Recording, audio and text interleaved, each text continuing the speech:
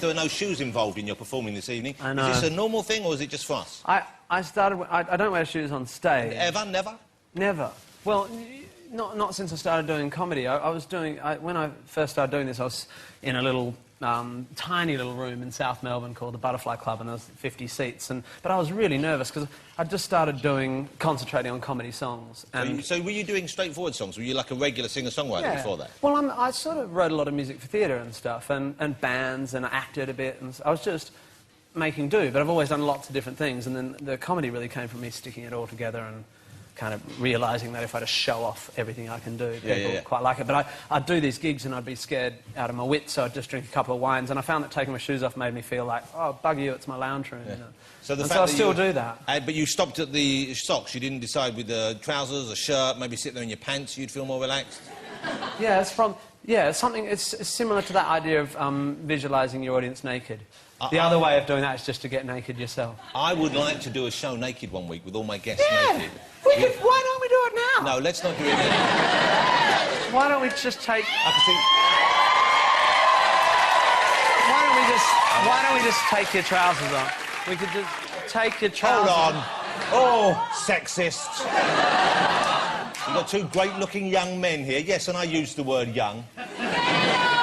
Just your trousers, just for this section? No, because... No one's going to see. Well, listen.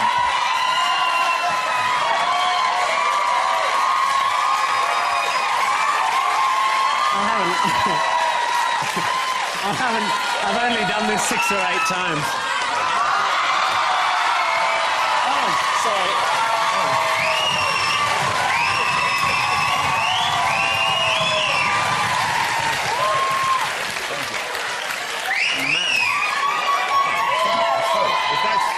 If that's what it takes.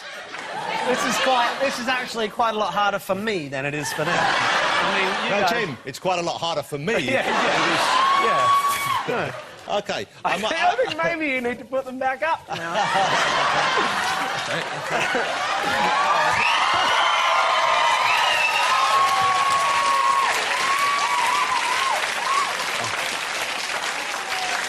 That must have... You dealt with that... That must have reminded you of that night I gave you that special audition. Yeah. And you all passed. So you're from Australia? Oh, yeah. And yet you live over here now, is this correct? Yeah, Okay. Yeah, oh, yeah. When did you move from Australia to the United Kingdom? 2006. 2006. And this was a career move, a family move? Why was it? Yeah, no. Yes. Yeah. I was in Australia and I was going fine, but I did the Melbourne Comedy Festival in 2005 and got Karen Corrin, who's a legendary Edinburgh producer, came and saw my show and said, come to Edinburgh. And when I came to Edinburgh in 2005, that's when my life changed. Well, that's when I first heard about you, and you've got to see this guy, he's come over here, and then you went away again. And then I went away for a bit, and then we came back for Edinburgh 2006 with our bags, you know, and Sarah 7 months pregnant. So when you say we, you mean your family? You have your... Well, Sarah and a fetus. So you are, yeah. Is it called a fetus at 7 months, or just a trapped child? Yeah, most people call it a child, really, or the baby, really. yeah. An embryo, whatever. What age did you stop calling your child the fetus? Well, we don't have a name for it now. She's 3 and we just call her the child now. But yeah, we call her the child. She's much more we wouldn't call her an embryo now. The little one's called embryo. Yeah. You grew out of that stage. Yeah. So how many children do you have? You have 2? 2 kids, yeah. 2 kids. Little new one. And how old are they? 3. Almost 3, the older one. She's a woman child. Girl. Let's say girl for the second. I just get so confused with all your British terminology. Yeah, she's a woman child, a girl, and there's got this little... Man child? Boy. Yeah. And he's 3 months, and he's like... He's quite chunky. He's like Buddha. Well, that's good. It's nice to have a well-covered child. Yeah, well, totally, and someone with such spiritual leadership skills. Can I just say what lovely... I don't know if you've noticed this, what lovely eyes Tim Minchin have. Can you get in close on Tim Minchin's lovely eyes? Look at those beautiful eyes, look at those. No, now you look a bit scary, like a psychopath, but open them normally. No, don't wink and... Don't do the whole thing there, look. Oh, look that's at that. high. What a lovely colour they are. Yeah, thanks. And you've got... when did you start wearing the eyeliner, or the guy-liner? The guy-liner? Same sort of period I took my shoes off. It was just transformative. I don't really know why. And I always think when I come on telly, it's not because I started wearing eyeliner because I play piano, and... Well, that's enough. You don't need to say anything. Yeah, exactly. No, but people need to be able to see eyes, so I just wore a little bit like a theatre actor, you know, so people could see my eyes, because you can't express yourself and you're not out front, you're sort of there. I think that was my logic. And then I thought, oh, it'd be cool if I put a bit more on. And now it's become a look, and that's all right. Nice. Hey, there's nothing wrong with it. Yeah, man. Lay off. Yeah. And when did you start not washing your hair? When was that? Was that a Yeah, I've had 1 or 2 washes. Well, but do you wash it? I don't mean that unkindly, because I know some people say that the natural oils will look after your hair, and so they stop washing it. I wash it about once every 2 weeks, so it kind of progressively gets skankier and skankier. And you like it that way? I'm about 8 days in. And does your wife Sarah mind? Are you married or is she just your partner? Well, married, yeah. Okay, I was 26 when I got married. Very young. How old were you? I was 28, I think. Yeah, I was 27, coming on 28. Yeah. Or maybe I was 28 going on 29. I don't think it matters. No, okay. No, I insist on coming up with the accurate age now. I'm sorry, it's bothering me. I want to know the date. Yeah, I'm going to give you the exact age.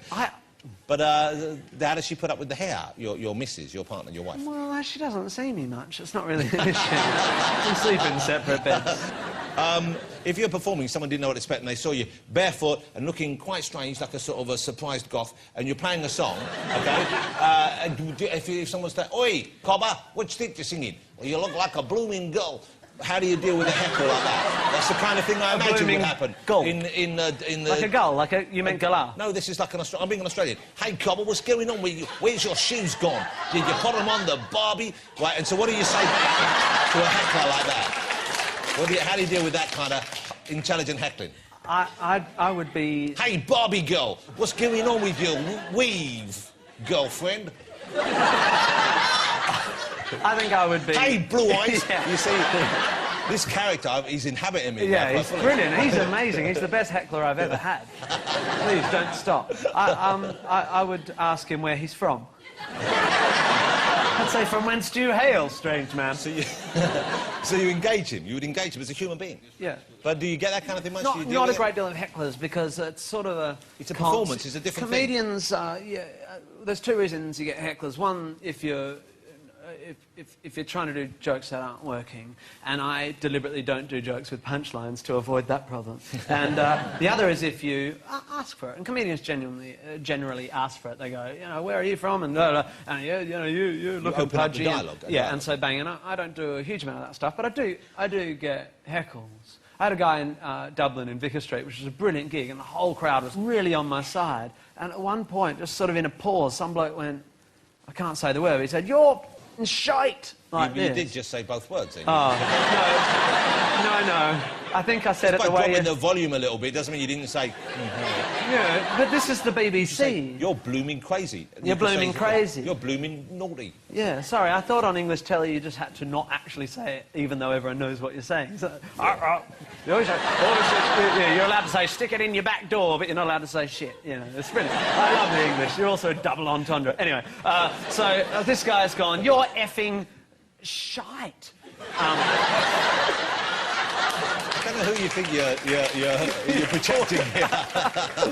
And I've just gone, and I just happened to be at a point where I was about to go into a bit about criticism, because I do a song as a tribute to a very fine journalist who once wrote a very fine article about me, and it's a very nice song, and he really does come up smelling like melons. But I was just about to go into it, and this guy's going, you're a shite. He's just being really aggressive, and the audience is going, boo! And I said, thank you, that's brilliant. Because it was like, I said to him, you're like a plant. That was so perfect. It's like you're a plant. And then I said, and like all plants in my life, soon you will die. Fabulous, okay. I was pretty sharp. I'm hoping he went off embarrassed and ashamed himself. He did. No, I think he was vomited in his own hat. And to be fair, I usually get really fond, funny heckles. I was in Reading recently, and they were all starting to heckle a bit, and I said, "This is not a panto." And this bloke behind me went, "Oh, yes, it is." Oh, my God.